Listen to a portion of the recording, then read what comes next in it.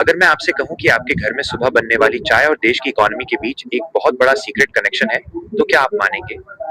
आखिर ये जीडीपी नाम की चिड़िया है क्या, जिसका नाम सुनते ही बड़े-बड़े अर्थशास्त्रियों का दिमाग घूम जाता है?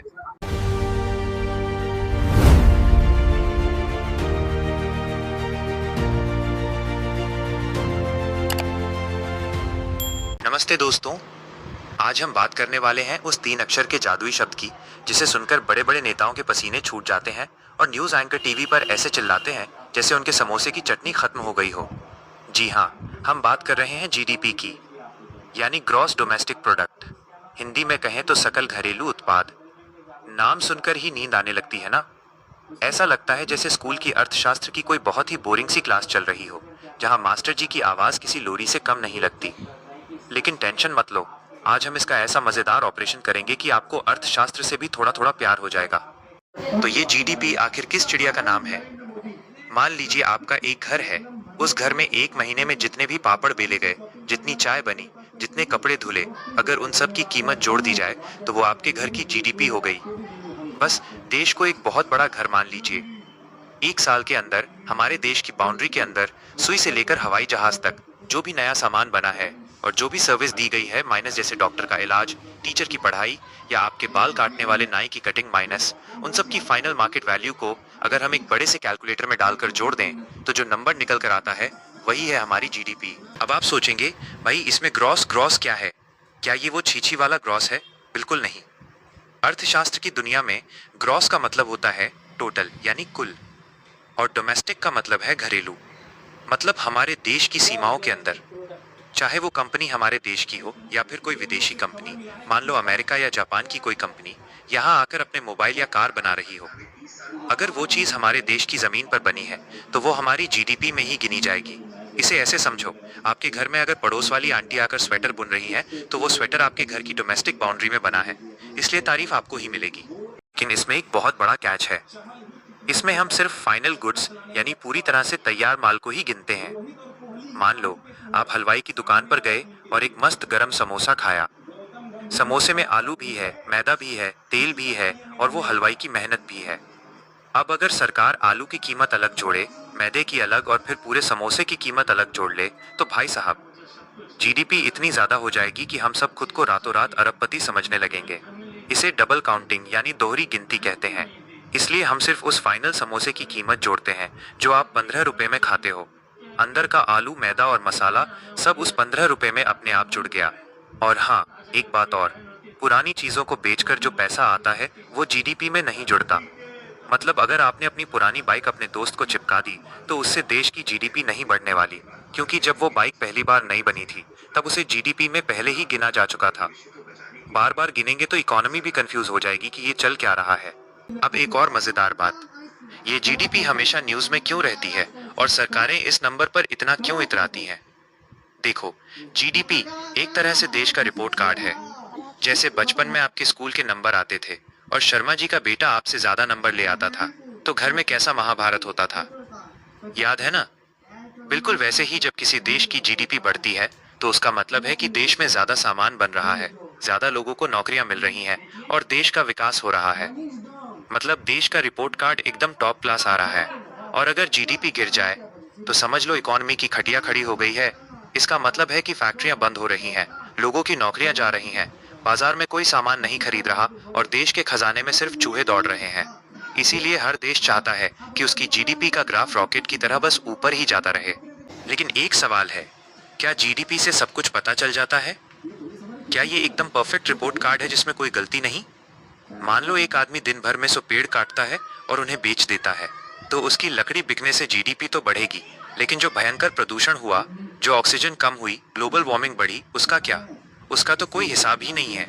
या फिर सबसे बड़ा उदाहरण ले लो, घर में जो हमारी माताएं दिन भर बिना रुके काम करती हैं, बिना किसी सैलरी के, बिना किसी छुट्टी के, क्या उनका वो काम किसी से कम है? बिल्कुल नहीं।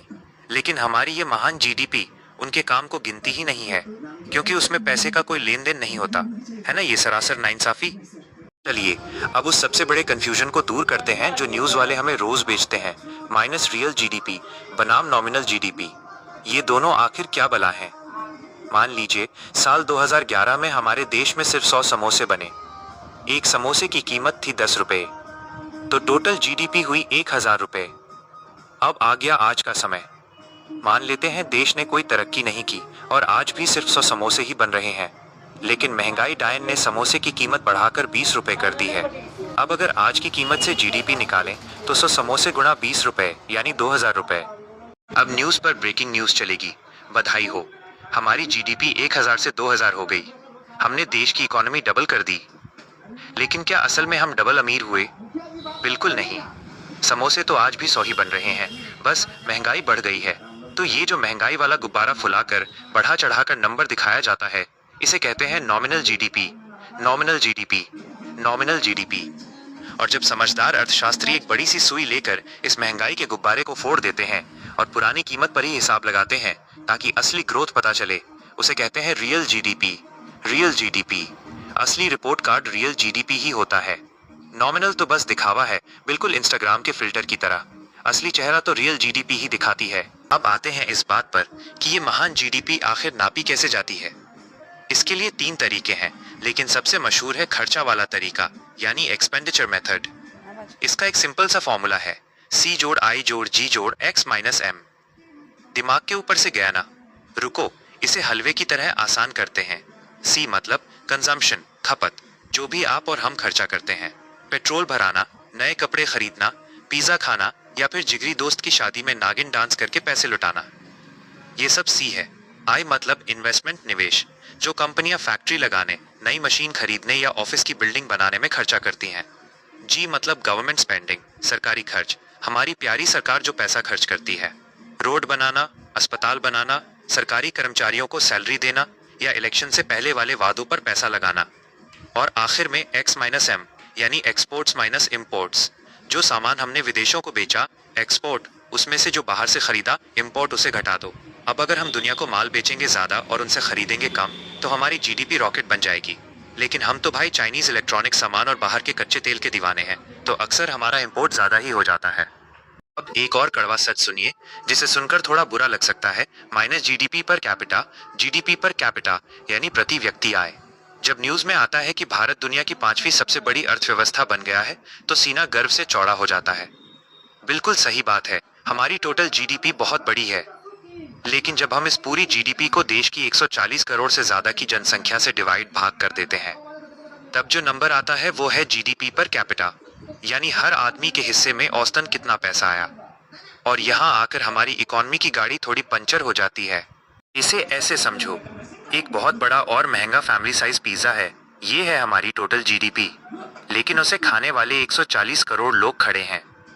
जब सबके हिस्से में पिज्जा का टुकड़ा आएगा तो वो इतना छोटा होगा कि पता ही नहीं चलेगा कि पिज्जा खाया है या सिर्फ सूंघा है। वहीं दुनिया में कुछ ऐसे देश हैं जिनका पिज्जा तो हमसे छोटा है, लेकिन खाने वाले सिर्फ 1-2 करोड़ लोग हैं, तो वो सब आराम से पेट भर खा रहे हैं। इसलिए सिर्फ बड़ी जीडीपी होने से काम नहीं चलेगा जब तक वो पैसा और तरक्की देश के हर आम आदमी तक ना पहुंचे। तो कुल मिलाकर कहानी ये है कि जीडीपी अर्थव्यवस्था का बुखार नापने वाला थर्मामीटर तो है, लेकिन ये नहीं बताता कि मरीज अंदर से कितना खुश है या दुखी। ये देश की तरक्की तो दिखाता है, लेकिन देश में कितनी गरीबी है, कितनी बेरोजगारी है और हवा में कितना प्रदूषण है, ये सब इस एक नंबर के पीछे छुप जाता है। उम्मीद है अब अगली बार जब कोई आपके सामने जीडीपी जीडीपी चिल्लाएगा तो आप कंफ्यूज नहीं होंगे, बल्कि स्मार्टली मुस्कुराएंगे और उसे असली मतलब समझाएंगे। इकोनॉमी का ये भारी भरकम ज्ञान पचाने के लिए बहुत बहुत शुक्रिया। अगर वीडियो देखकर दिमाग की बत्ती जली हो तो लाइक और शेयर जरूर कर देना। मिलते हैं अगले वीडियो में।